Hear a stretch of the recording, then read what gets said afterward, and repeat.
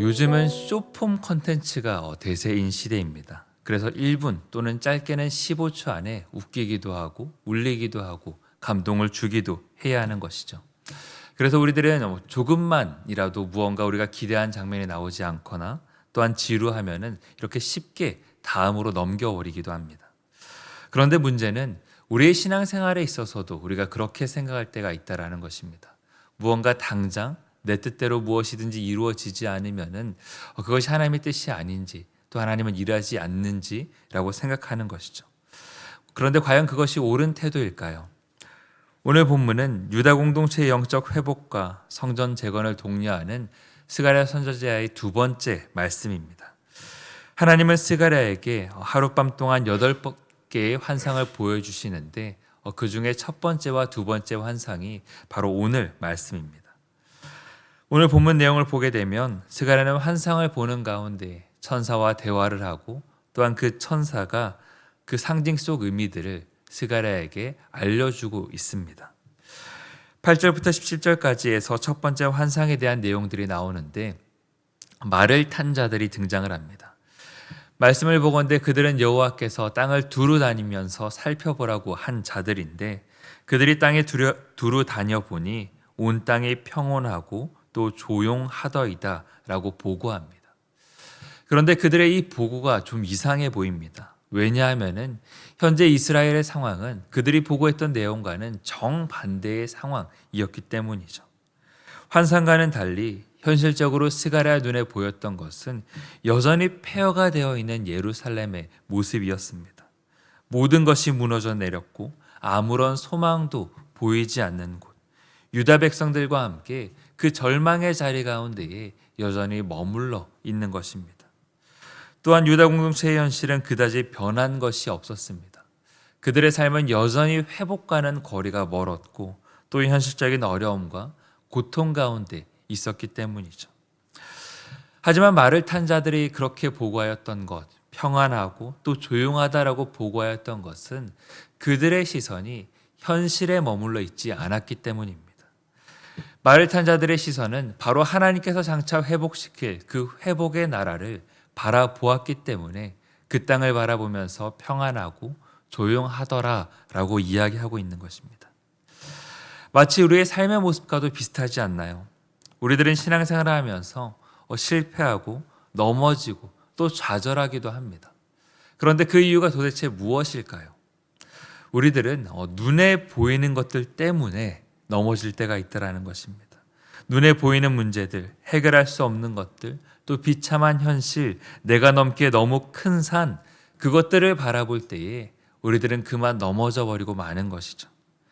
우리가 품었던 작은 소망과 기대가 하나님 앞에서도 무너져 내리고 마는 것입니다. 하지만 그런 우리에게 하나님이 보여주시기 원하는 것은 무엇이냐면요.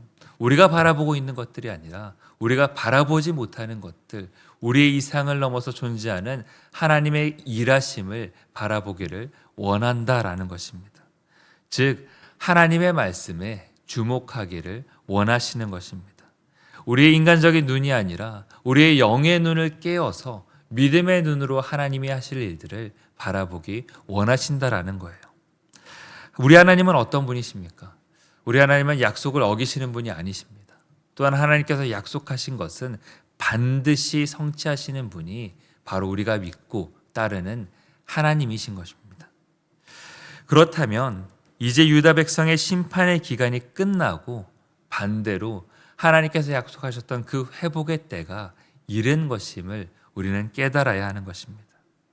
말씀에서 이야기하는 것처럼 선한 말씀, 위로하는 말씀, 첫 번째 환상은 곧 회복을 이야기하고 있는 것이에요.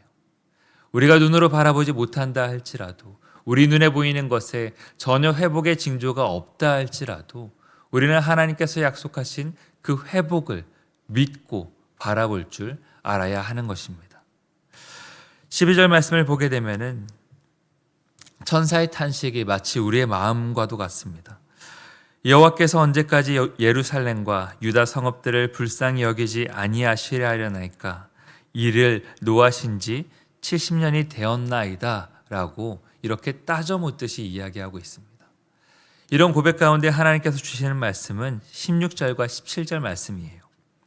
그러므로 내가 불쌍히 여김으로 예루살렘에 돌아왔은즉 내 집이 그 가운데 건축되리라. 나의 성읍들이 넘치도록 다시 풍부할 것이다. 다시 시온을 위로할 것이며 다시 예루살렘을 택하리라 라고 하나님은 약속해 주시는 것입니다.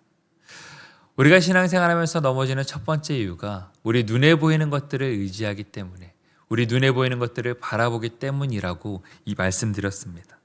그렇다면 우리가 신앙생활하면서 넘어지는 두 번째 이유는 무엇이냐면요, 우리가 바로 언제에 주목하기 때문입니다.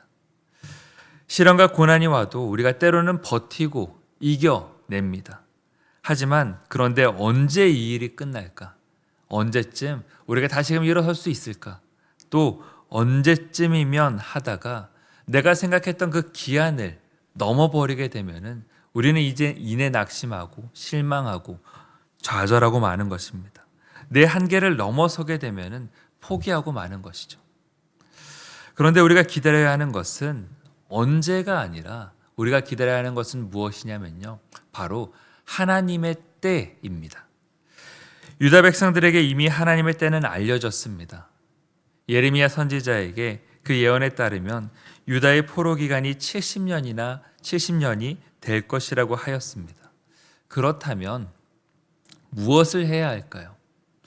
유다 백성들이 이미 그 하나님의 때를 듣고 깨달았다라면은 그들은 하나님 앞에, 그 심판 앞에서 자신들의 죄를 회개해야 하는 것이죠. 또한 하나님 뜻대로 살지 못하였던 그 인생들을 생각하면서 하나님 중심의 삶을 살아가기 위하여서, 그 삶을 회복하기 위하여서 힘쓰는 것이 마땅한 태도라는 것입니다. 하지만 그들은 언제에만 관심이 있었습니다. 그들이 해야 할 회개, 그들이 회복해야 할 것들이 아니라 언제 이 일이 끝날지, 언제쯤이면 내가 다시금 포로 시대가 끝나고 해방을 누리게 될지 그 일에만 관심을 가졌다라는 것이에요. 그래서 다리오가 통치권을 장악하고 바사 제국에 혼란이 일자 그게 회복의 시작이라고 믿었습니다. 그런데 이내 다시금 나라가 잔잔하게 되자 이내 실망하고 마는 것이죠. 하나님의 때가 아닌 언제에 관심을 둘 때에 우리들도 실망하고 맙니다. 낙심하고 마는 것이에요. 이때쯤이면 문제가 해결될 것 같고, 이 사람이면은 이 문제를 해결할 수 있을 것 같고, 이 일만 지나면 끝날 것 같은데 그러지 않을 때 우리는 낙심하고 넘어지고 만다라는 것입니다. 하지만 우리가 기억해야 하는 것은 무엇이냐면요, 하나님이 말씀하셔야 되는 것입니다.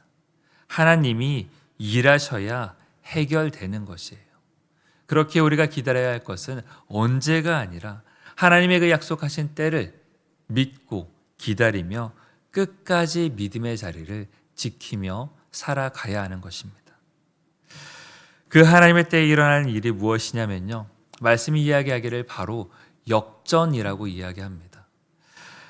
두 번째 환상이 소개되는 18절과 21절 말씀을 한번 봅시다. 두 번째 환상에서 4개의 뿔이 등장하고 있는데 이들은 유다를 억압하고 흩어지게 만든 열방의 나라들을 가리키고 있습니다. 바로 하나님의 백성들을 심판한 그 도구들이죠. 그런데 이어서 4명의 대장장이가 등장합니다. 이들이 하는 일은 뿔을 꺾어버리는 자들입니다. 열방이 제 아무리 강대하고 또 평온하다 할지라도 하나님께서는 회복의 때에 그들을 꺾으시는 분이십니다. 그리고 하나님께서는 자신들의 백성을 보호하시며 약속하셨던 그 회복과 구원을 이루어 주시는 분이라는 거예요. 옛날에 자녀를 양육할 때에 사랑의 매라는 것이 있었습니다. 자녀가 잘못되는 행동을 할 때나 또한 이렇게 길을 어긋날 때에 바로잡기 위해서 드는 것이 바로 사랑의 매였죠. 하지만 이름이 사랑의 매라고 하여서 부모가 그 회초리를 사랑하는 것이 아닙니다. 오히려 사랑하는 자녀를 올바르게 양육하기 위하여서, 정말로 생명길로 인도하기 위하여서 드는 도구에 불과했던 것이죠. 나중에 자녀가 자라서 부모의 사랑을 온전히 이해하고 또한 그 뜻을 온전히 따를 때에 더 이상 사랑의 매는 필요하지 않은 것입니다. 그 매는 쓸모를 다하고 나면은 그저 부러져서 땔감으로 쓰게 되는 존재인 것이죠. 하나님께서는 자신의 백성들을 결코 고난 가운데 내버려 두시는 분이 아니십니다. 심판 중에서도 누구보다 마음 아파하시면서 그 자녀가 옳은 길로 돌이키기를 기다리며 사랑의 매를 드시는 분이십니다. 그리고 또한 하나님의 때가 이르렀을 때에 그 자녀들을 다시금 품에 안아주시고 모든 것은 역전되어서 그 사랑의 매, 도구를 분질러 버리시는 분이 바로 하나님이십니다. 우리가 믿고 따라야 할 것은 바로 그 하나님, 그 하나님의 마음인 것이에요. 우리 눈에 보이는 것에 의하여서 우리가 좌지우지되거나 또한 언제를 기다리면서 낙심하는 것이 아니라 우리는 믿음으로 하나님의 때를 기다리며 살아가야 하는 하나님의 자녀들인 것입니다. 사랑하는 성도 여러분, 우리가 신앙생활하면서 때로는 내 뜻과 다르다고 하여서 낙심될 때가 있습니까? 우리들은 그럴 때일수록 더욱더 하나님을 의지할 수 있기를 원합니다.